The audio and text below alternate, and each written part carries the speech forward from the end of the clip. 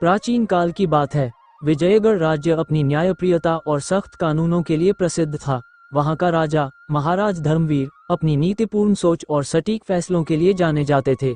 एक दिन उनके दरबार में एक अनोखा मामला आया।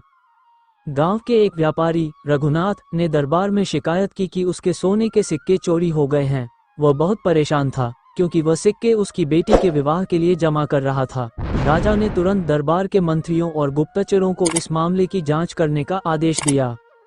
गुप्तचरों ने पड़ताल शुरू की और पाया कि रघुनाथ के घर में 4 लोग मौजूद थे। उसका नौकर बलिया, उसकी बेटी रमा, उसका दोस्त हरिराम और गांव का एक साधु।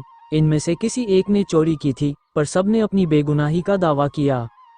राजा ने चारों को दरबार में बुलाया और उनसे अलग अलग सवाल पूछे। सबकी बातें सुनने के बाद भी राजा के लिए ये तय करना मुश्किल था कि दोषी कौन है। राजा ने तब एक अनोखी युक्ति निकाली। उन्होंने सबको एक एक छड़ी दी और कहा, ये जादुई छड़ी है जिसे मैंने दी है। अगर वह दोषी है तो उसकी छड़ी कल सुबह तक 1 इंच बढ़ जाएगी।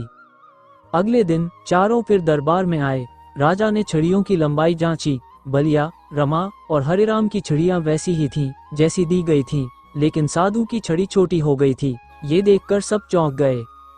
राजा मुस्कुराए और बोले, साधु ही दोषी है। दरबारियों ने आश्चर्य से पूछा, महाराज यह आपने कैसे जाना?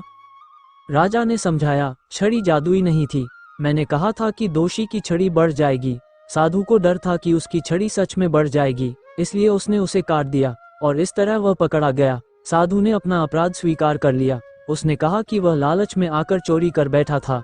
राजा ने उसे दंडित किया और रघुनाथ को उसके सिक्के लौटाए। इस घटना से विजयगढ़ में न्याय और राजा की चतुराई की और भी प्रशंसा हुई। ये कहानी हमें सिखाती है कि सच्चाई कितनी भी छिपाई जाए, पर अंततः वो सामने आ ही जाती है।